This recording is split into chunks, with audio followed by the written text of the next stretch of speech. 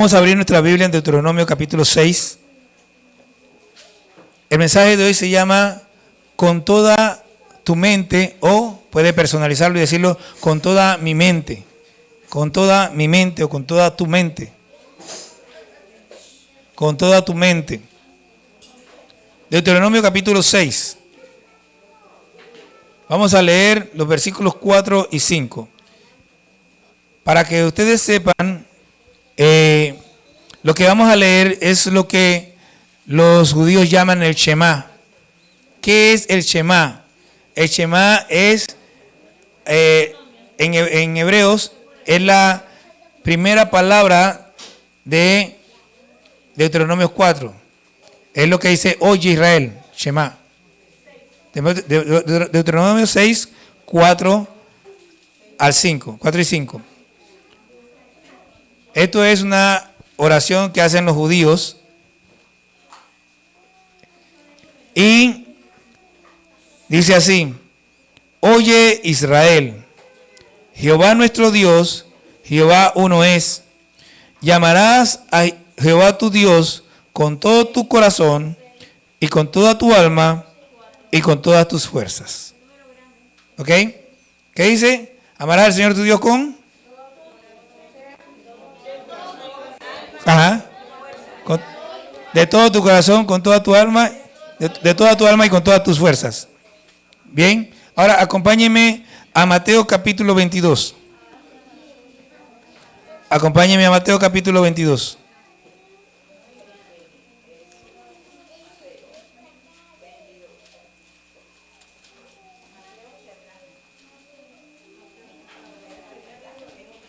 Mateo capítulo 22. Versículo 37. Dice de la siguiente manera. Voy rápido. Mateo 22, 37. 37. Mateo 22, capítulo 22, versículo 37.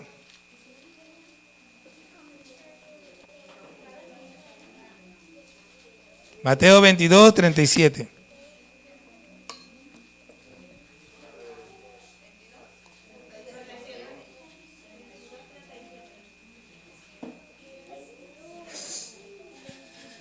Capítulo 22, versículo 37, Mateo. Ya se confunden con Marcos.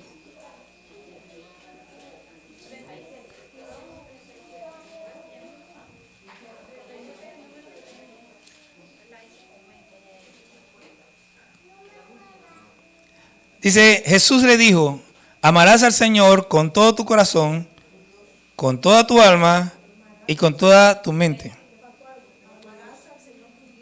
Ah, ok. Mira, qué bueno, qué comienzo. Amarás al Señor tu Dios con todo tu corazón y con toda tu alma y con toda tu mente. Ya Maide descubrió la diferencia. ¿Alguien más se dio cuenta cuál es la diferencia entre los dos que hemos leído? Los que fueron al ayuno no, porque allá escucharon el asunto. Fuerza. Allá dice fuerza y acá dice mente. Marcos capítulo 12. Marcos capítulo 12. Es el que sigue, es el libro que sigue. Ahí mismito después de ese. Marcos capítulo 12. Ya estamos ahí buscando a ver dónde está la cosa. No va a esperar hasta que yo le diga cuál es el versículo. Marcos capítulo 12, versículo 30. ¿Ok? Marcos 12:30. Dice, llamarás al Señor tu Dios, ahora no me lo pasé, con todo tu corazón, con toda tu alma y con toda tu mente, mira, y con todas tus fuerzas. ¿Ya dije mente? La diferencia es que este tiene los 4. Ahora, ¿qué pasó allí? ¿Qué pasó allí? O es lo que dice en Deuteronomio, o es lo que dice acá en el Nuevo Testamento. Pueden sentarse. Tenemos que ir viendo, porque en la Biblia no existen la casualidad.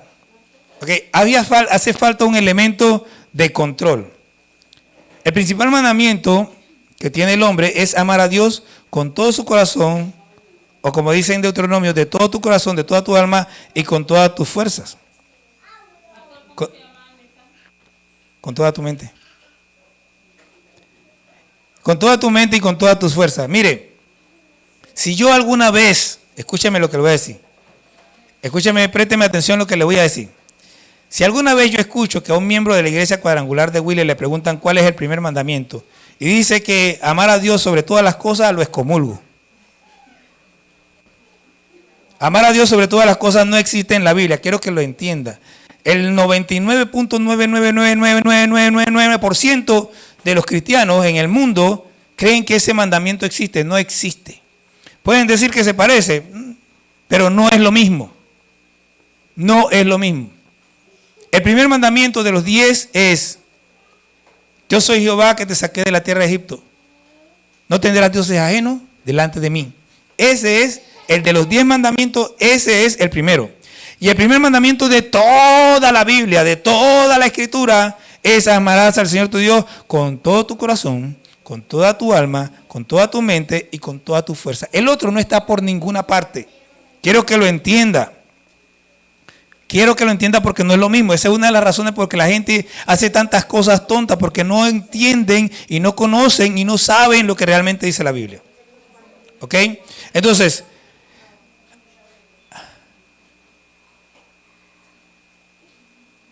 como lo leemos en Marcos, originalmente no fue escrito, ya lo vimos, que la mente está fuera de la ecuación. Hay un dicho que dice: cada cabeza es un mundo. Y eso es tan cierto que podemos decir que cada mundo comprende las cosas de manera diferente. Y es tan importante comprender que dependiendo de lo que tengamos en la mente, así será el nivel de comprensión que tengamos de las cosas. ¿Me entendieron o lo repito? Dependiendo de lo que nosotros tengamos en la mente, será el nivel de comprensión que tengamos de cualquier cosa. Y eso ya lo he explicado otras veces, pero se lo voy a volver a explicar. Yo no sé, le contaba hace un rato sobre mi nieto que aprendió a contar hasta 10 en inglés y en español solito, que la mamá no sabe cómo lo aprendió. No sé qué tenía él en la cabeza, pero algo tenía, algo vio, algo yo que lo llevó a aprenderlo. ¿Ok? Pero por ejemplo, si él quiere sumar, lo primero que tiene que saber son los números. Si no te sabes los números, no puedes sumar ni restar porque no sabes los números. ¿Ok? Entonces, dependiendo de lo que tú tienes en la cabeza, puedes comprender o no algo. Muchas veces los mensajes del pastor no se entienden porque no tenemos el fundamento o el entendimiento o el conocimiento de algunas palabras. Yo he estado aquí en algunos momentos en que yo he dicho palabras que yo creo que son palabras comunes. Y me han preguntado: pastor, ¿qué significa eso? Y yo me quedo como que... Ahora, es normal, o sea, el que yo crea que son comunes no significa que todo el mundo se la tiene que saber. Así que si usted no se sabe una palabra, no hay problema. Hay palabras que ustedes saben que yo no me sé. La otra vez había un animal caminando ahí, cruzando la calle hace algunos años atrás, y alguien me dijo que, mire pastor, un corrugno. ¿Yo qué? Un corrugno.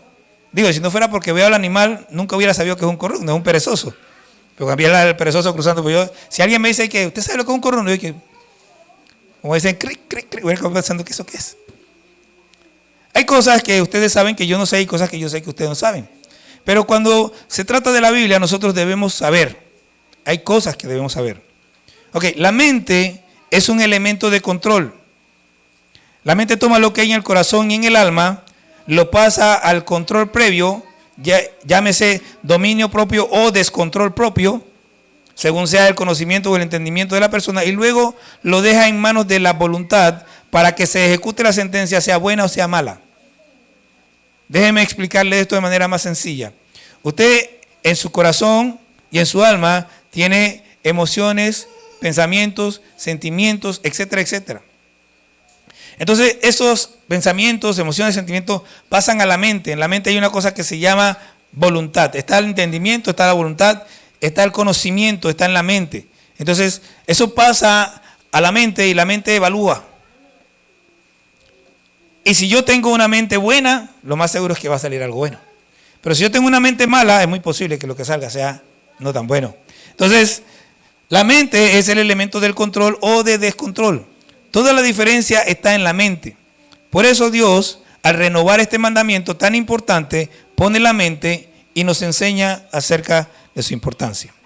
Veamos, así como abuelo de pájaro, todos los elementos anteriores. Dice, los 3 elementos de Deuteronomio 6:5. El corazón primero.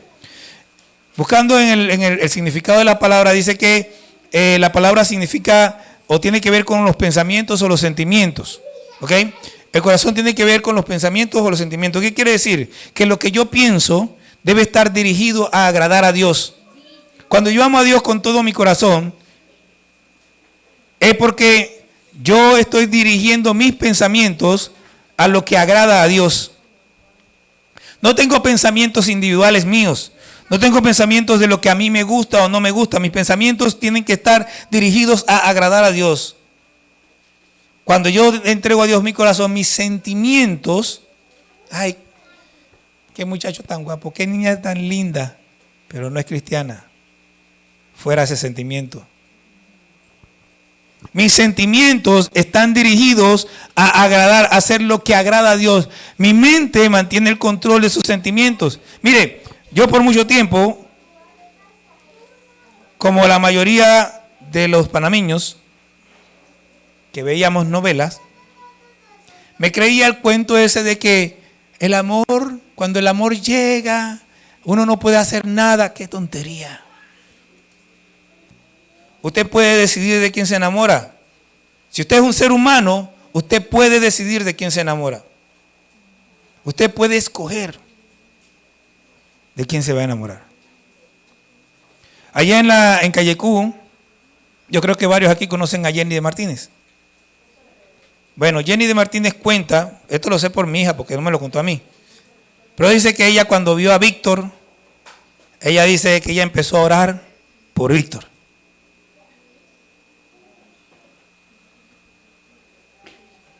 Porque Víctor desde muy joven ha sido un muchacho muy formal, así que ella dice, este es el mío.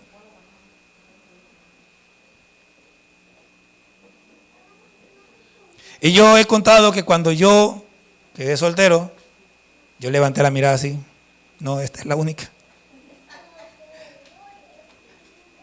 Tenía que ser una mujer que amara a Dios con todo su corazón, si no, nada. Y no encontré ninguna parecida. Olvídese de tal cosa como que, ay, que... No, dirija su corazón. No es un asunto de que, mire, déjeme, yo quiero que usted me pida, yo normalmente no pido disculpas por las cosas que digo, pero yo creo que usted me disculpe porque quizás le voy a ofender. La teoría de la evolución dice que nosotros descendemos del animal. ¿Eso es falso o cierto?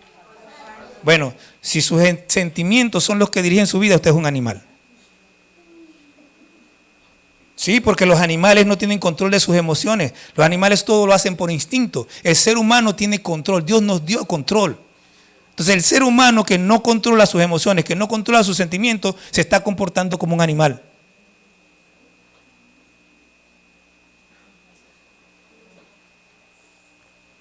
Puede ser que no le guste, pero la verdad es la verdad.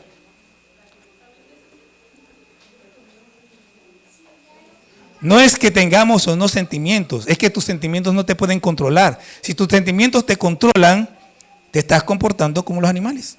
O sea, usted tiene una mente... Okay, ¿cuál es la diferencia entre el ser humano y los animales? ¿Cuál es? ¿Hay animales que caminan en 2 patas, sí o no? Sí, ¿verdad? ¿Ah? Y hay animales que hablan, ¿sí o no? ¿Los loros no hablan? ¿Por qué repiten? ¿Por qué no hablan? ¿Por qué no hablan? Porque no piensan. Dios le dio a usted y me dio a mí lo que se llama raciocinio. La capacidad de pensar, la capacidad de decidir. Cuando Dios dice llenar la tierra y sojuzgarla, es porque nos dio a nosotros la capacidad de tomar la decisión de hacer cosas correctas. Si yo no puedo hacer cosas correctas porque mis emociones y sentimientos me mandan, entonces ¿por qué Dios me da a mí esa autoridad? O sea, si tus emociones y sentimientos te dominan, te estás comportando de manera irracional. Y eso es un comportamiento animal. El ser humano tiene la capacidad, el problema es que entregamos esa capacidad a las emociones y los sentimientos. Entonces, vamos a seguir adelante. El corazón, las emociones y los sentimientos, los pensamientos tienen que estar entregados a Dios. Y si usted no tiene la capacidad de dominar sus pensamientos, si usted no tiene la capacidad de dominar sus emociones, ¿cómo se las puede entregar a Dios? ¿Cómo puede amar a Dios con todo su corazón si usted no tiene control de lo que hace su corazón? Si usted no tiene control de sus sentimientos, ¿cómo puede usted realmente entregarle su corazón a Dios? ¿Tiene sentido? No tiene sentido. No hay manera de que usted pueda amar a Dios con todo su corazón si usted no tiene control de su corazón. Ahora dice con toda tu alma. ¿Qué es alma? Alma dice que es aliento, es vida. Con toda tu vida, o sea, con todo mi aliento, con todo lo que yo debo respirar para Dios, yo debo vivir para Dios. Yo debo tener una actitud totalmente dirigida hacia Dios en todo lo que hago. Desde lo profundo de mi ser estoy dedicado a Él. Y por último, la fuerza, eso es energía, es pasión. Debemos poner toda nuestra energía en hacer aquello que agrada a Dios. Debemos estar apasionados por lo que Dios le apasiona. Si usted no está apasionado por lo que Dios le apasiona, entonces usted no está amando a Dios con todas sus fuerzas.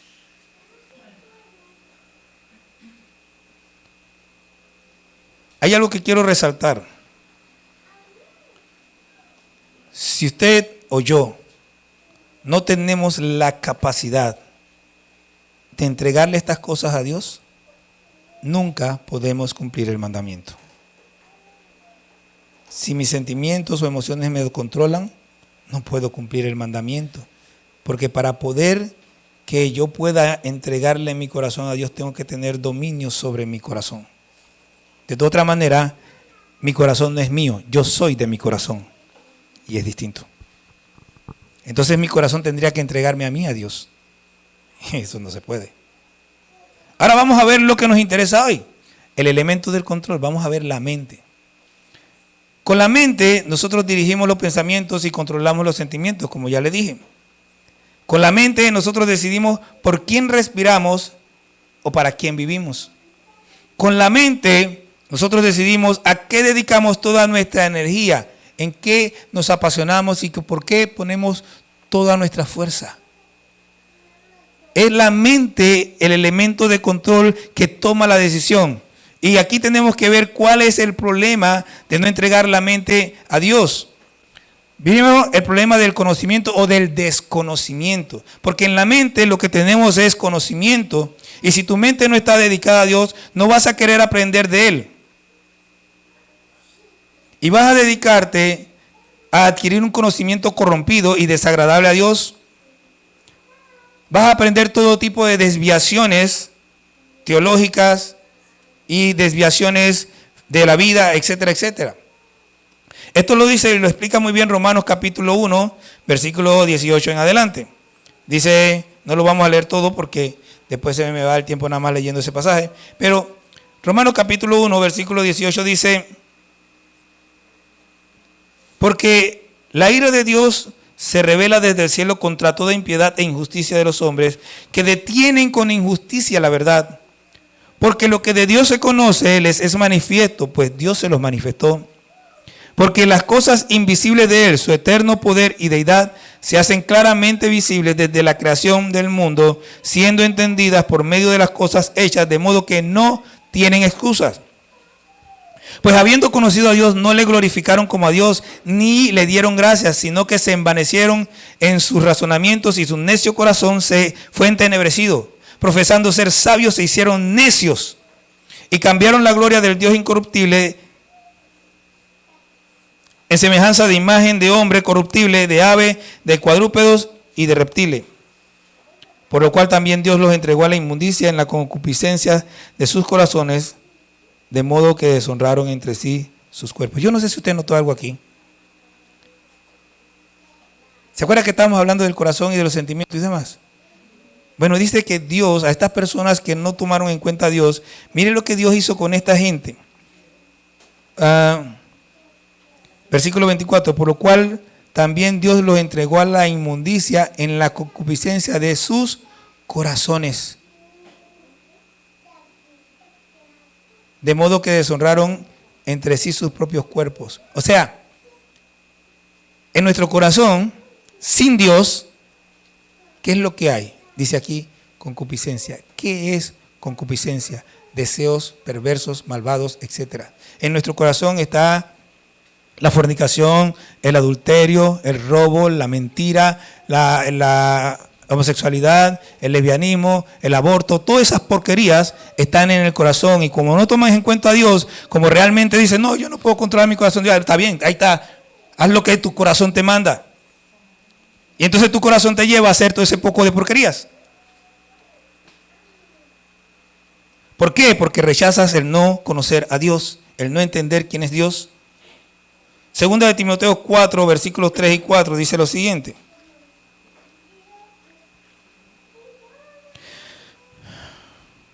Porque vendrá tiempo cuando no sufrirán la sana doctrina, sino que teniendo comezón de oír, se amontonarán maestros conforme a sus propias concupiscencias.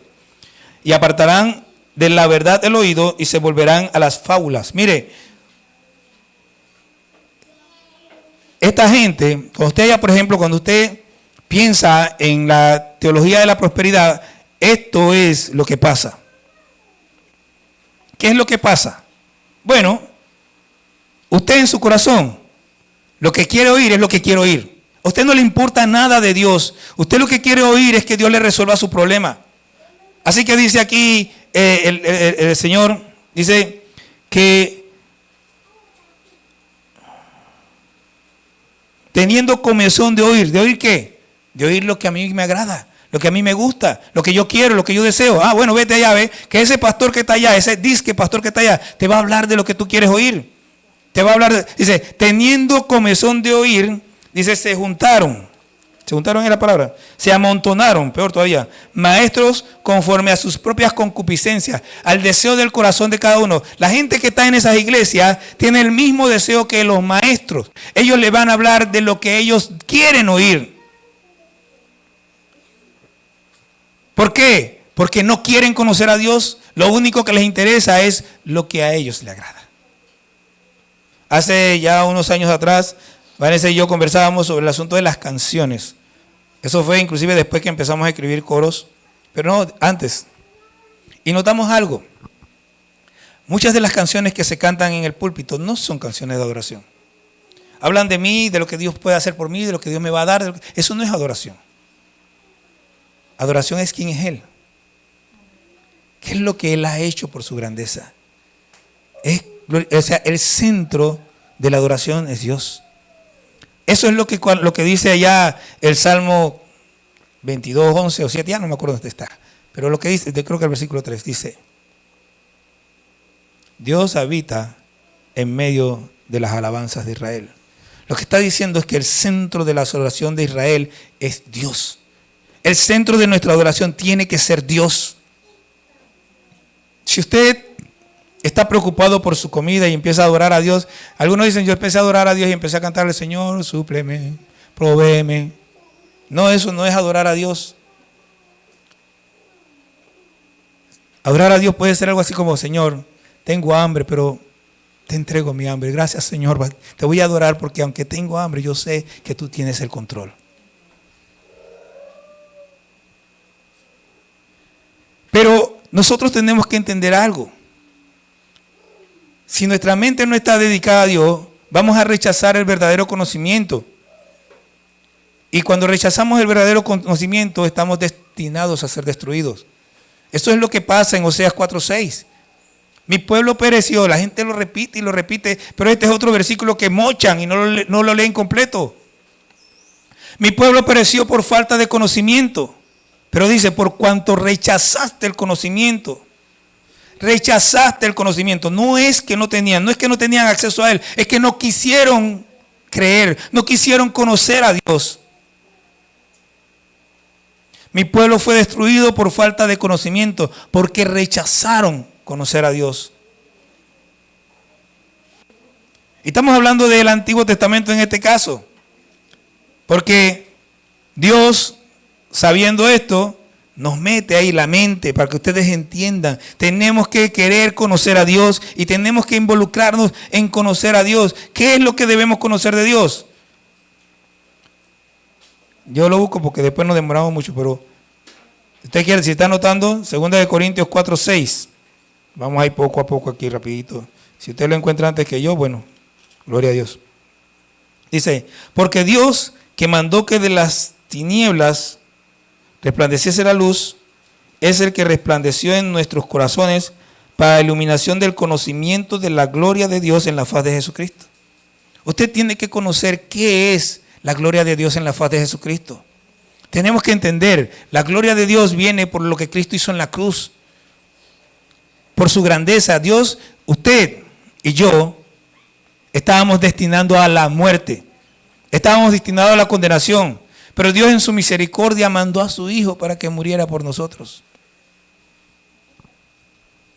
Déjeme explicárselo de otra manera.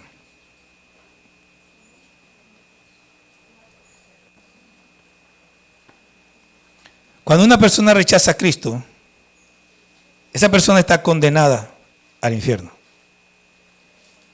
Ahora, solo hay una diferencia entre esa persona y yo. ¿Saben cuál es? Jesucristo. Cuando esa persona se pare delante de Dios, déjenme ponérselo de esta manera. Cuando esa persona se pare delante de Dios, es como Adán y Eva cuando Dios les preguntó, ¿dónde estás? ¿Qué tenían ellos puestos? Unos delantales de higuera. ¿Estaban qué? Desnudos. Esa persona se va a presentar delante de Dios desnudo. Pero yo soy como Adán y Eva después que Dios les puso las túnicas de pieles. Yo me presento vestido de Cristo delante de Dios y soy perdonado por los méritos de Cristo.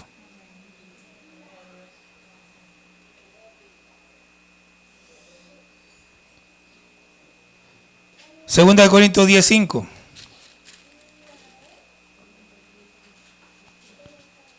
Derribando argumentos y toda altivez. Espérese.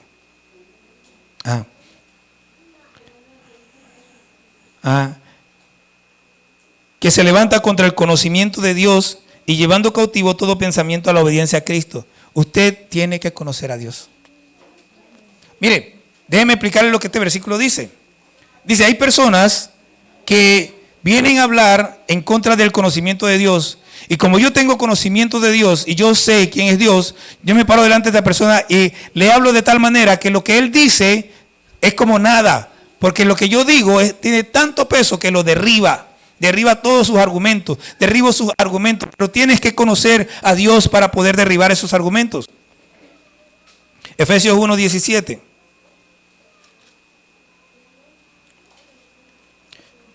Dice, para que el Dios de nuestro Señor Jesucristo, el Padre de gloria, os dé espíritu de sabiduría y de revelación en el conocimiento de Él. ¿De quién? Del Padre. Colosenses 1:10. Para que andéis como es digno del Señor, agradándole en todo, llevando fruto en toda buena obra y creciendo en el conocimiento de Dios. Usted y yo tenemos que conocer a Dios. Usted y yo, mire, déjeme hacerle una pregunta para que usted medite. No le voy a pedir que me explique nada. Simplemente le voy a hacer una pregunta para que usted medite. Todos sabemos nosotros que Dios es un solo Dios, ¿cierto? Y que es un Dios en tres personas, ¿cierto? Bien. Hay quienes dicen que Jesucristo no es Dios. Dicen que Jesucristo fue creado. Dicen que Cristo es eterno, pero que como fue un buen hombre, Dios le dio la eternidad. Bien. Si a usted le preguntaran, muéstrame en la Biblia que Jesucristo es Dios, ¿lo podría hacer?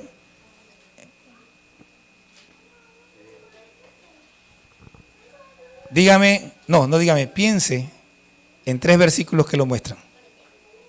Piense, no me lo diga.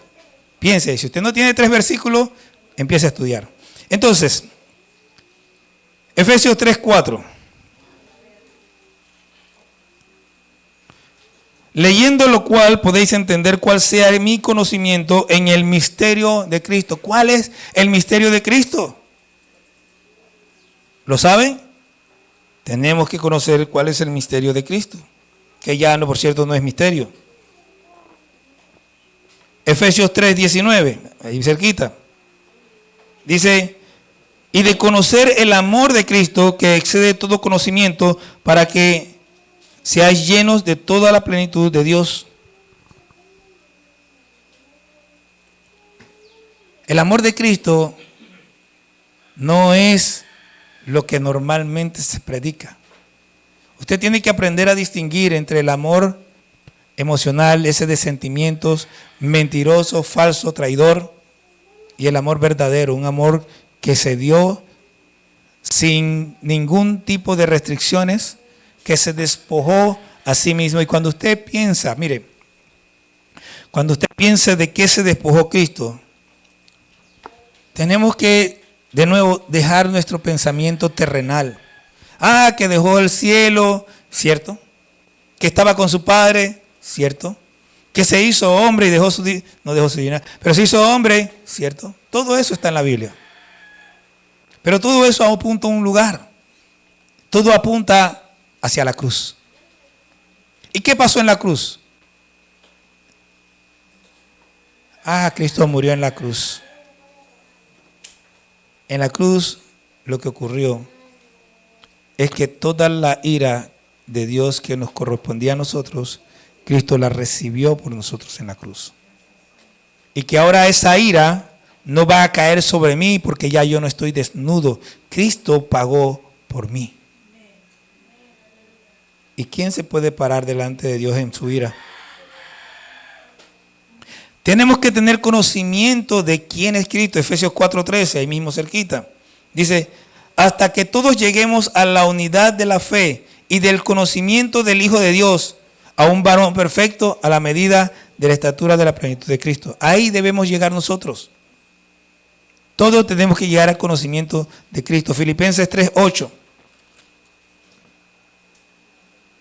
Y ciertamente aún estimo todas las cosas como pérdida por la excelencia del conocimiento de Cristo, Jesús, mi Señor, por amor del cual lo he perdido todo y lo tengo por basura para ganar a Cristo. ¿Qué está haciendo usted? ¿Usted lo ha perdido todo? ¿Lo tiene todo por basura? ¿Realmente quiere ganar, conocer a Cristo? Porque Pablo está diciendo, yo lo dejé todo porque lo único que me interesa a mí es tener el conocimiento de Cristo.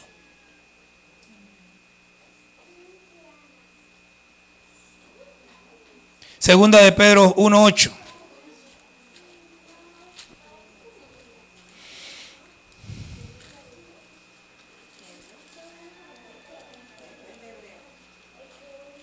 Y de Santiago.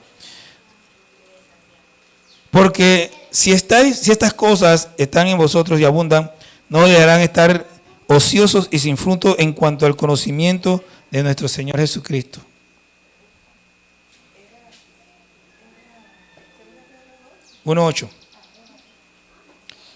Ahí mismo 3:18, segunda de Pedro 3:18, dice, antes bien creced en la gracia y el conocimiento de nuestro Señor y Salvador Jesucristo. A Él sea gloria ahora y hasta el día de la eternidad. ¿Cuántas veces nos lo tienen que decir? Tenemos que crecer en el conocimiento de Cristo. Finalmente, finalmente, todavía falta. Colosenses 1:9.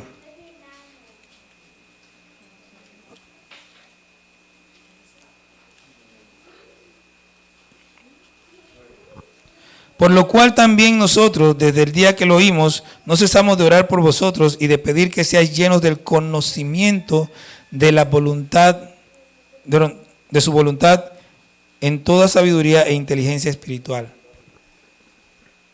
Mire, ¿será importante conocer la voluntad de Dios? Es que si usted no camina en la voluntad de Dios, está perdido. Primera de Timoteo 2:4.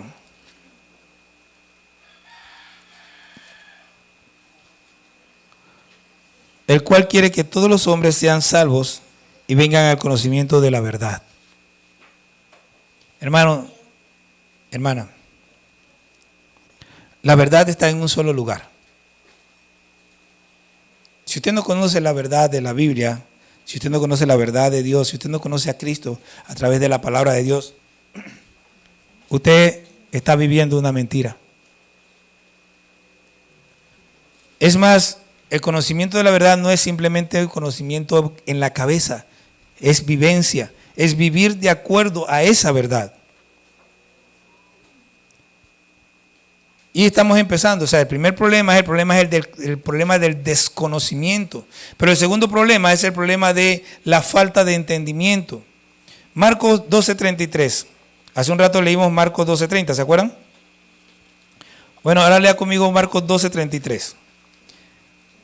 Pero antes de que lo lea, porque hay gente aquí que anda apurada y quiere estar leyendo algo antes de que yo le diga, Marcos 12:33, mire. En la conversación, el fariseo le pregunta a Jesús, ¿cuál es el primer mandamiento de toda la ley? Jesús le contesta, el primer mandamiento de toda la ley es, oye Israel, Jehová vuestro Dios, Jehová uno es, y amarás al Señor tu Dios de todo tu corazón, con toda tu alma, con toda tu mente y con toda tu fuerza. Y el segundo es similar, amarás a tu prójimo como a sí mismo. Ahora, cuando Jesús termina esto, el fariseo que le preguntó interpreta lo que Jesús dijo. Y miren lo que dice.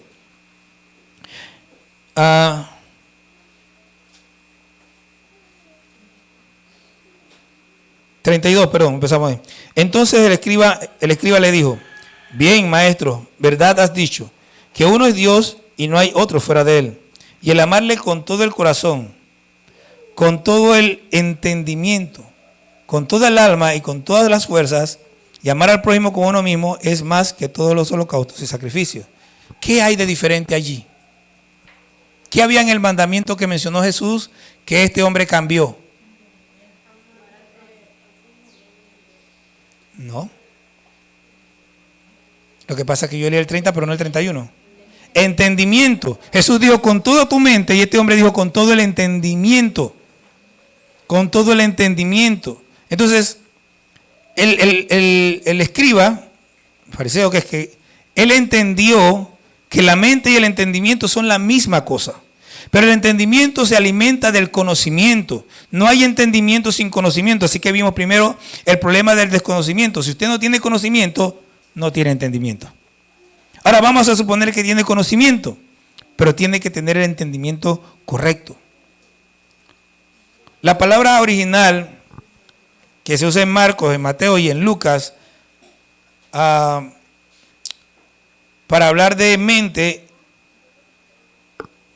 es la misma palabra que en otros pasajes se traduce entendimiento. La misma palabra. Ahora, nosotros tenemos que, usted puede conocer algo, usted puede leer la Biblia. ¿Cuántos han leído la Biblia y no la entienden? Normal, a todos nos pasa. ¿Y por qué no la entienden? Bueno, porque no tienen el conocimiento básico. ¿Cómo hacemos? ¿Cómo resolvemos el problema? ¿Dejamos de leerla? Estudiamos. Empezamos a leerla, más la leemos varias veces para poder ir entendiendo la palabra. Buscamos en el diccionario las palabras que no entendemos y vamos aprendiendo.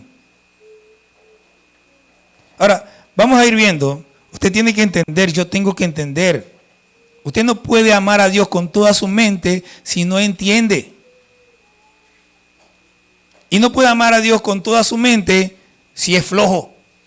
Ay, no entiendo y ya, ahí se quedó. Siga estudiando. Usted tiene que meterle la mente a Dios, darle toda la mente, que yo me meto allí y voy y le doy hasta que encuentro. Ay, es que no puedo. Sí, sí puede. Lo que pasa es que eres flojo. Deja la flojera. Efesios 1:8. Pero 1:18.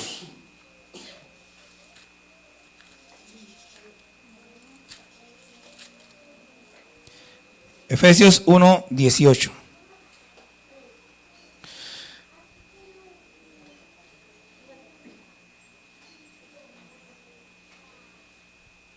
Dice, Vamos a leer del 15 para que tengamos más contexto. Por esta causa también yo, habiendo oído de vuestra fe en el Señor Jesús y de vuestro amor para con todos los santos, no ceso de dar gracias por vosotros, haciendo memoria de vosotros en mis oraciones, para que el Dios de nuestro Señor Jesucristo, el Padre de gloria, os dé espíritu de sabiduría y de revelación en el conocimiento de Él. Mire lo que va llevando. Dice que le dé espíritu de sabiduría y de revelación en el conocimiento de Él, alumbrando los ojos de vuestro entendimiento, para que sepáis cuál es la esperanza a que Él os ha llamado y cuáles las riquezas de la gloria de su herencia en los santos. O sea, si usted no tiene entendimiento, no va a poder comprender esas cosas que está diciendo Pablo ahí. ¿Se da cuenta? Alumbrando los ojos de vuestro entendimiento para... O sea, lo que está diciendo es necesario que se alumbre los ojos de vuestro entendimiento, porque entonces vas a saber cuál es la esperanza a que Él te ha llamado. Mucha gente anda por allí que no terminan de afirmarse en el Evangelio porque no pueden entender esto que es tan sencillo. El Señor te llamó para que tengas esperanza de salvación, lo que se llama la esperanza bienaventurada. La esperanza viva, que ya hablé de eso en otro tiempo. Cristo va a venir y me va a llevar con Él. Pero hay gente que no lo entiende.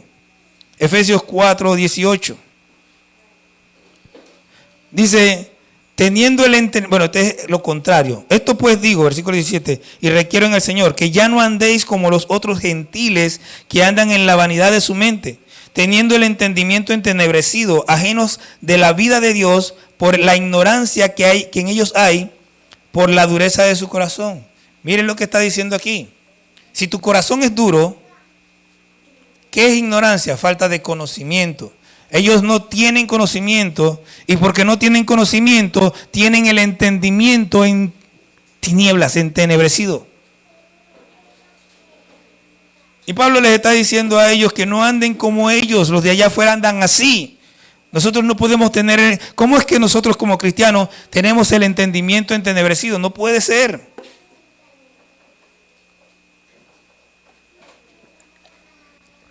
Pero si un cristiano tiene el entendimiento entenebrecido es porque no lee la Biblia, porque no estudia la Biblia, porque no ora y busca el rostro de Dios con diligencia y con esfuerzo.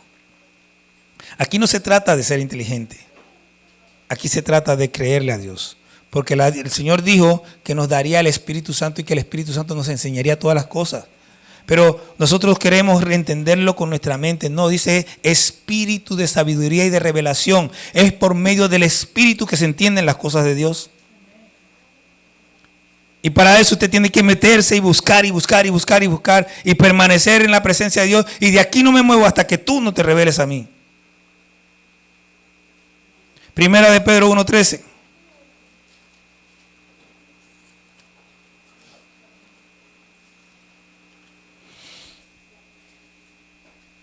Esto es lo que nosotros tenemos que hacer. Dice, por tanto, ceñid los lomos de vuestro entendimiento, sed sobrios y esperad por completo en la gracia que se os traerá cuando Jesucristo sea manifestado. ¿Qué es ceñir los lomos del entendimiento?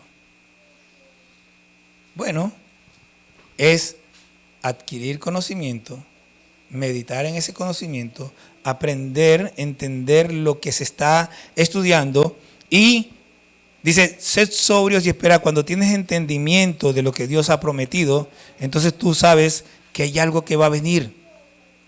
Espéralo. Haz lo que tienes que hacer para que cuando eso llegue tú estés listo y puedas recibirlo. Sed sobrios significa estar cuerdo, estar tranquilo, estar en los cabales, con los 5 sentidos en su lugar. Segunda de Pedro 3, versículos 1 y 2.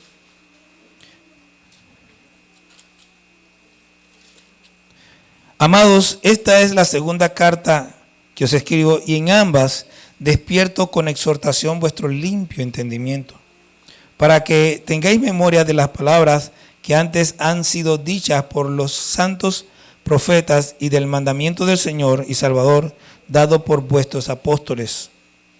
¿Tenemos que tener memoria de qué? ¿De qué dice que tenemos que tener memoria?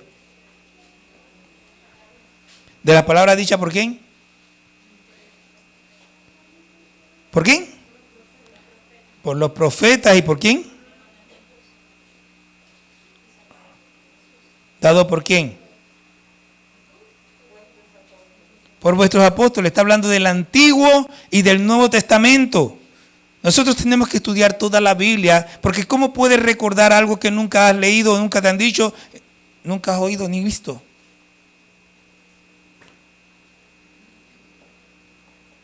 Despertar vuestro despierto con exhortación vuestro limpio entendimiento. La exhortación la encuentras en la palabra, para que entiendas, para que entendamos y sepamos. Primera de Juan, capítulo 5, versículo 20.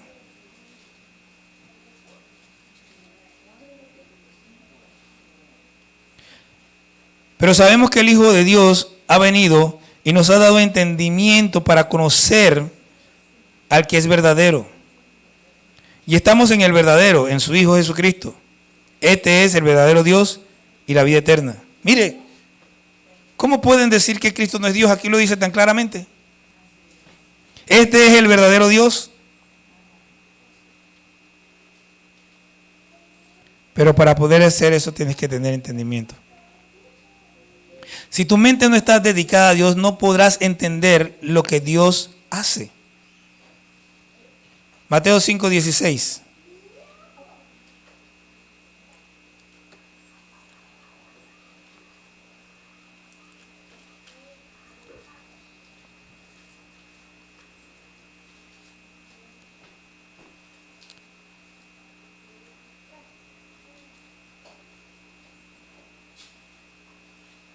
Dice, así alumbre vuestra luz delante de los hombres, para que vean vuestras buenas obras y glorifiquen a vuestro Padre que está en los cielos. Tenemos que entender para poder actuar, caminar como Dios quiere que andemos.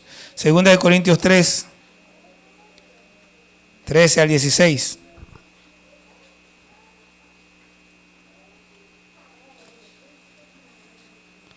Dice, así que teniendo tal esperanza, usamos de mucha franqueza, y no como Moisés, que ponía un velo sobre su rostro, para que los hijos de Israel no fijaran la vista en el fin de aquello que iba a ser abolido.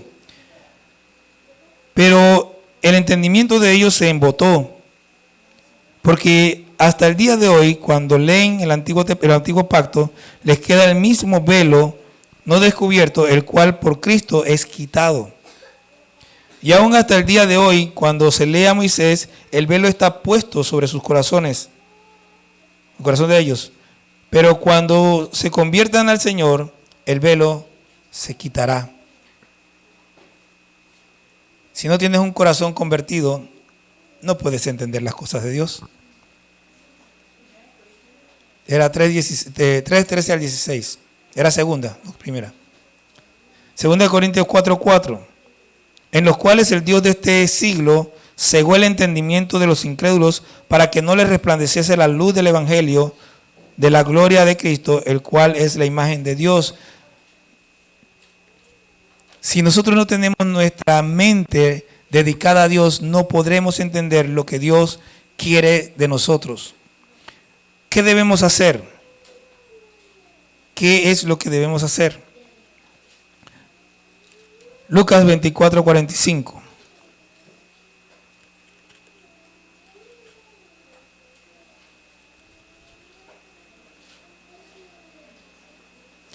Entonces les abrió el entendimiento para que comprendiesen ¿qué? Las Escrituras. Cristo les abrió el entendimiento para que comprendiesen las Escrituras. Nosotros necesitamos entender las Escrituras. Necesitamos que Dios nos abra el entendimiento para que podamos comprender las Escrituras.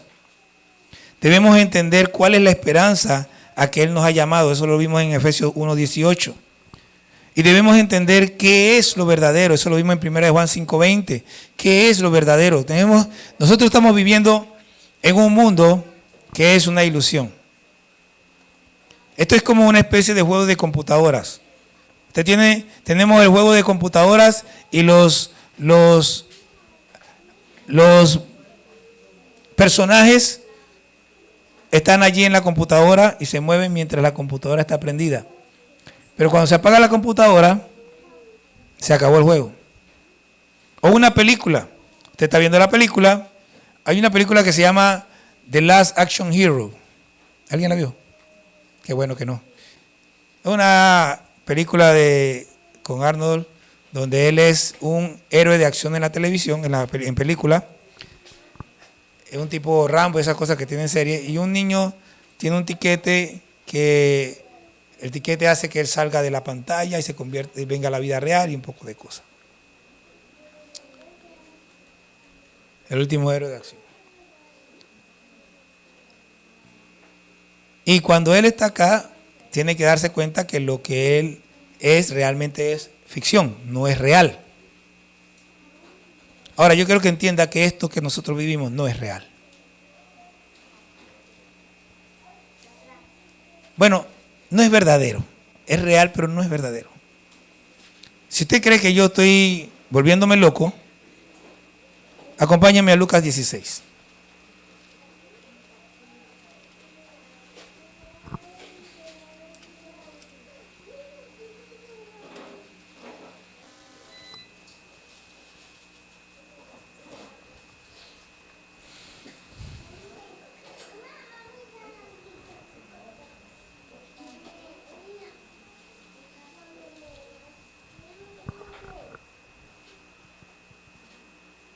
¿Ya lo tienen? Bueno, esta es la parábola del mayordomo infiel. ¿Ok? Al terminar de Jesús de contar la parábola, versículo 9 dice: y yo os digo, ganad amigos por medio de las riquezas injustas, para que cuando éstas falten, os reciban en las moradas eternas. Las riquezas injustas es todo lo que tenemos en este mundo. ¿Ok?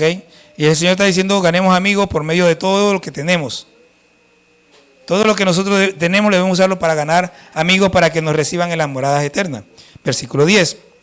El que es fiel en lo muy poco, también en lo más es fiel. Y el que en lo muy poco es injusto, también en lo más es injusto. ¿Ok? Lo muy poco, de nuevo, es lo que tenemos en este mundo. ¿Ok? Entonces, versículo 11. Pues si en las riquezas injustas no fuisteis fieles, ¿quién os confiará lo verdadero? ¿La riqueza injusta qué es? Ajá, entonces la pregunta es, ¿quién les dará lo verdadero? Quiere decir que las riquezas injustas no son verdaderas. ¿Se lo explico o no? Las riquezas injustas es todo lo que tenemos. Esto no es verdadero. ¿Por qué no es verdadero? Porque perece, lo que se pierde no es verdadero. Entonces nosotros estamos afanándonos por cosas que van a desaparecer y vamos a perder lo que no desaparece, lo que es verdadero, lo que permanece, lo que es para siempre,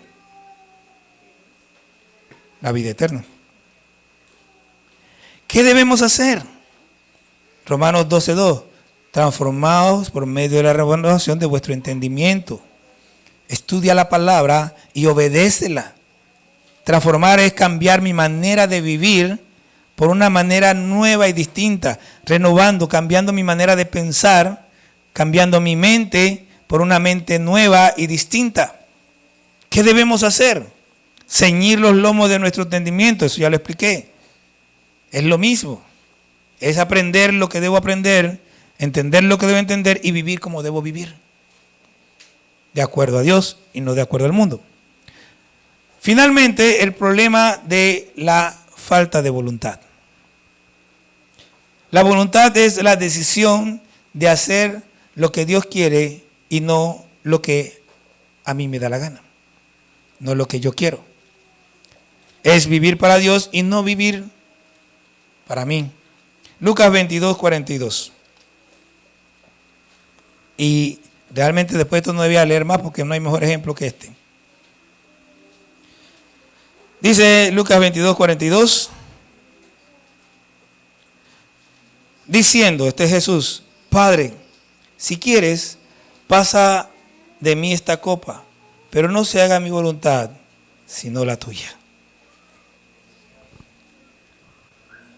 El problema de querer hacer mi voluntad, lo que yo quiero, lo que a mí me gusta, lo que a mí me agrada, y no lo que agrada a Dios.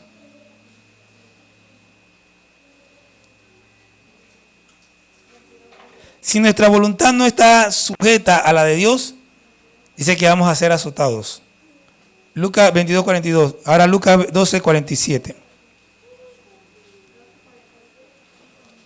12, 47 y 48 dice, está hablando de la venida del Señor.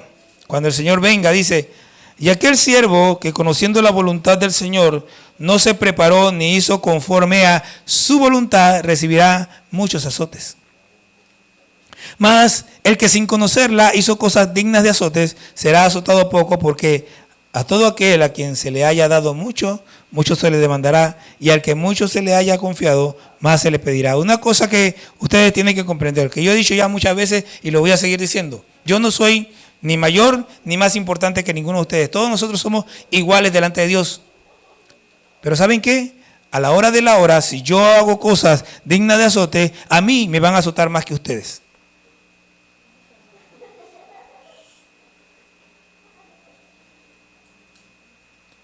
Yo solo tengo más responsabilidad que las que tienen ustedes. Juan capítulo 4 y versículo 34. Dice así la palabra del Señor.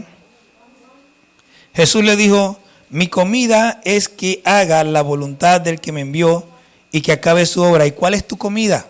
Jesús dijo, mi comida es que haga la voluntad del que me envió. ¿Y cuál es la tuya? ¿Qué es lo más importante para ti? Aquí los discípulos le llegaron a decir a Jesús que comiera, y Jesús no quería comer. ¿Por qué? Porque lo que lo satisfacía a él era hacer lo que Dios le había pedido que hiciera. 5:30. No puedo yo hacer nada por mí mismo. Según oigo, así juzgo, y mi juicio es justo, porque no busco mi voluntad, sino la voluntad del que me envió, la del Padre. ¿Estás buscando la voluntad de quién? ¿La tuya o la del Padre? Con toda tu mente. En la mente está la diferencia. Es en nuestra mente donde nos alejamos de Dios. Colosenses 1:21.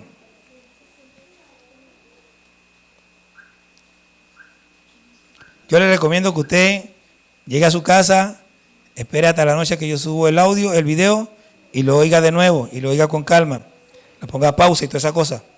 Y a vosotros también, que erais en otro tiempo extraños y enemigos, en vuestra mente, haciendo malas obras, ahora os ha reconciliado. Éramos extraños y enemigos en nuestra mente. En nuestra mente, es en nuestra mente donde Dios pone las leyes para reconciliarnos con Él. Hebreos capítulo 8, versículo 8 al 12.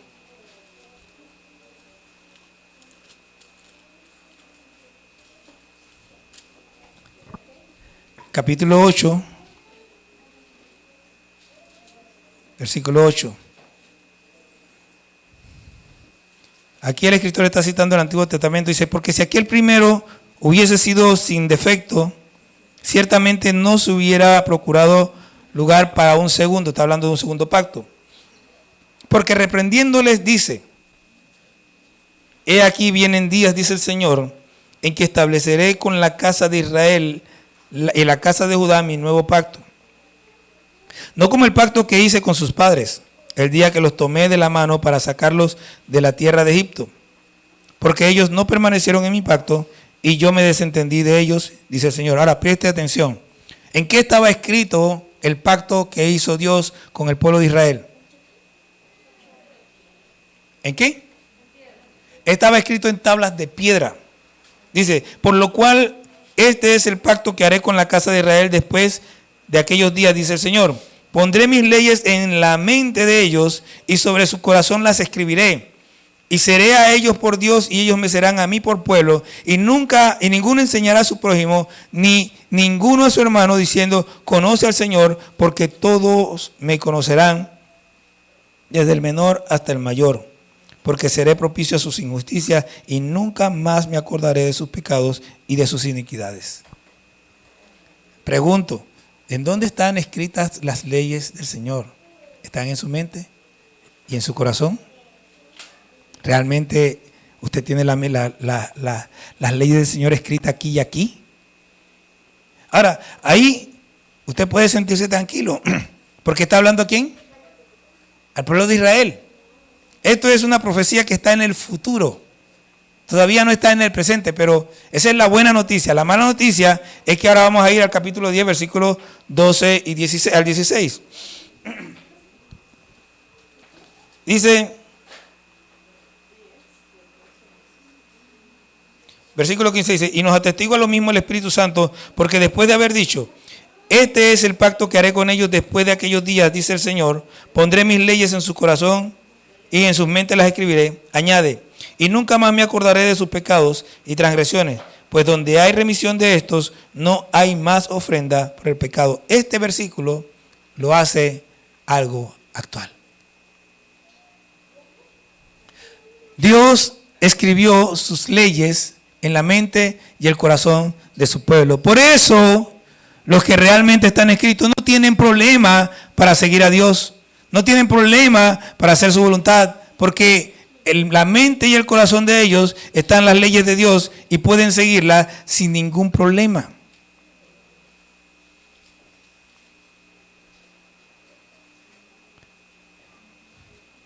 La mente hace toda la diferencia. El gran mandamiento, como ha sido llamado, en la Biblia es llamado el principal de todos los mandamientos de la ley. Este fue dado originalmente de forma incompleta y como yo dudo que exista la casualidad, sobre todo en las cosas de Dios, pienso que intencionalmente dejó fuera a la mente en el pasaje de Deuteronomio para poder resaltar su importancia en este tiempo. Definitivamente el corazón, el alma y la fuerza son importantes, pero la mente complementa todo. El apóstol Pablo dice que todo nuestro ser está compuesto por el espíritu, el alma y el cuerpo. Eso es 1 Tesalonicenses capítulo 5, versículo 23. Pero Jesús añade mente. Personalmente creo que la mente es parte del alma.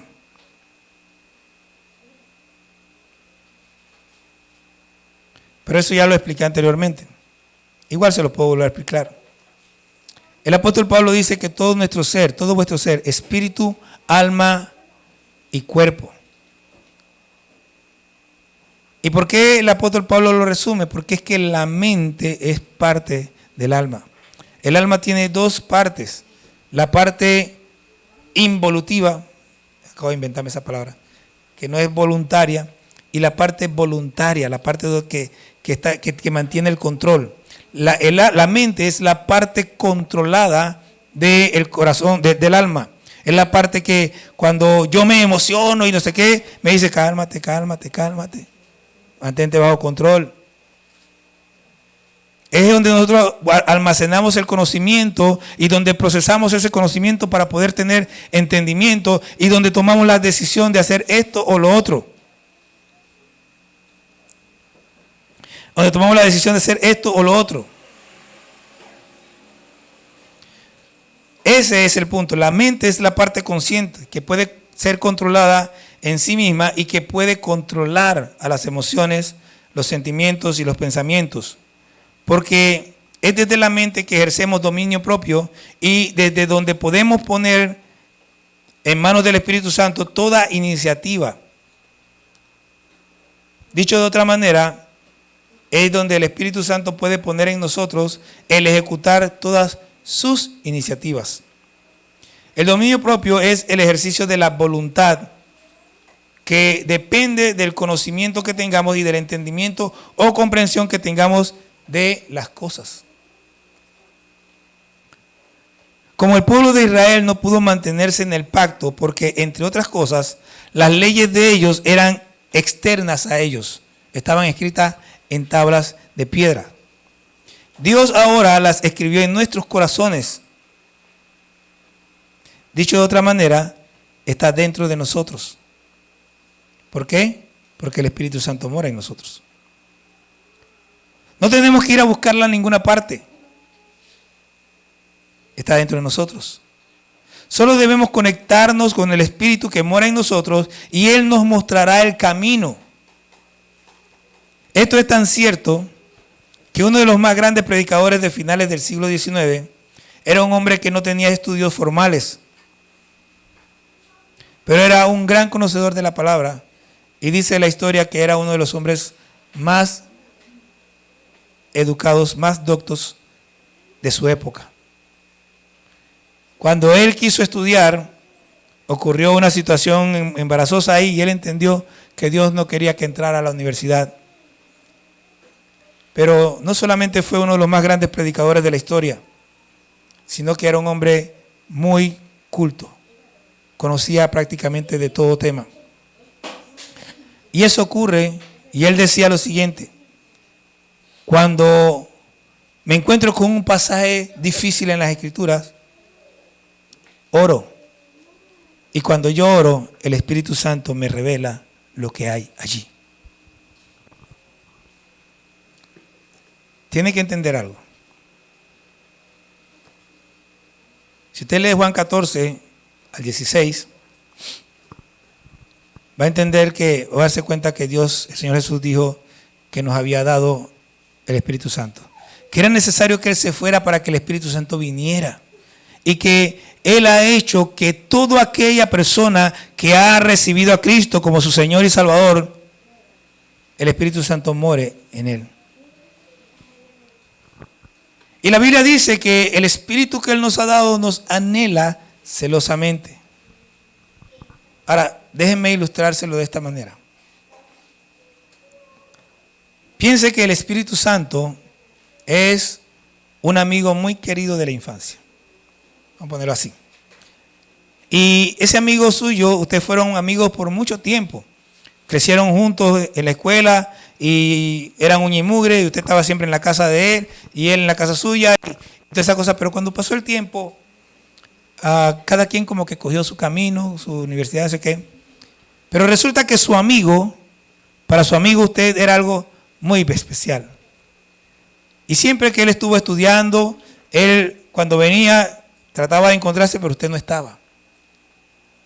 Venía una y otra vez y usted estaba estudiando o estaba trabajando, lo que sea, y él se iba a su casa y en su casa se quedaba triste porque no podía encontrarse con su amigo de la infancia. Y se la pasaba anhelando que ese amigo llegara, pero el amigo no llegaba, no iba. Estaban a un lado uno del otro, una casa, bueno, vamos a decir que como es Willy, hay un patio en medio de las dos casas. Si en mi casa hay una pared al lado de la otra. Pero hay un patio entre el uno y el otro. Pero usted nunca cruzó allá. Nunca. Su amigo, todos los días, a la misma hora en que ustedes se encontraban cuando era joven, preparaba una mesa con comida y bebida para festejar con usted. Pero usted nunca llegó. El Espíritu Santo tiene preparado un banquete para usted. Tiene un banquete para mí. Tiene un banquete para cada uno de nosotros, pero lo que pasa es que nosotros no llegamos. No lo buscamos en oración. No le pedimos que nos muestre, que nos revele. No anhelamos su presencia. No nos acercamos a Él para pedirle: Señor, yo quiero estar cerca de ti. No le buscamos y Él está ahí esperando. La única diferencia no es un patio, no es una pared, nada más es una puerta. Tienes que pasar la puerta de tu corazón y entrar allí.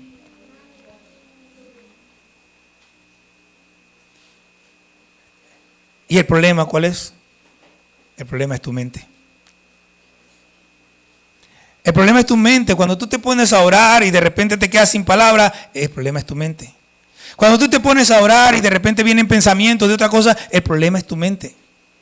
El problema es que tu mente no está entregada a Dios. No estás amando a Dios con toda tu mente. Cuando tú amas a Dios con toda tu mente, Dios toma el control y tus pensamientos son los pensamientos de Dios. Cuando tú le entregas a Dios tu mente, Dios te guía al conocimiento de Él, de su palabra, de su voluntad. Cuando tú le entregas tu mente a Dios, ya no quieres hacer lo que te da la gana. Ya no estás apurado a correr un domingo a la playa. Ya no es más importante la fiesta de tu hermano. Lo más importante es Dios. Hace un momentito abrí mi celular y mi hermano había puesto: hoy es el mundial, así que temprano para la iglesia. Y yo le puse: cuidado con los ídolos. Cuando una persona está pensando así, yo ni me acordaba que iba a empezar el mundial. Y quiero que sepa que me interesa. Pero cuando una persona está pensando así, es porque su corazón está allá, no acá. Yo no voy corriendo a la iglesia porque hay un mundial. Yo no voy corriendo a la iglesia porque juega la selección. Yo voy a la iglesia porque ahí voy a encontrarme con Dios. Yo voy a la iglesia porque me vengo a encontrar con ustedes. Y no hay nada más importante que estar aquí con ustedes y encontrarme con Dios. Y me interesa el mundial. A lo mejor me acuerde cuando llegue a la casa, pero ya va a terminar el juego. Y yo no veo juegos repetidos. Ni que lo dieron ni que no. Nada más me enteraré que cómo quedó. Y saben, desde niño, el equipo al que le voy es Brasil. Pero usted sabe que a mí no me importa si Brasil juega un domingo. Porque yo no tengo ídolos.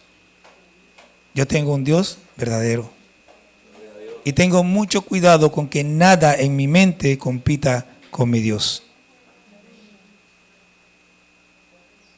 Tenga cuidado. Tenga cuidado porque en su mente está el problema.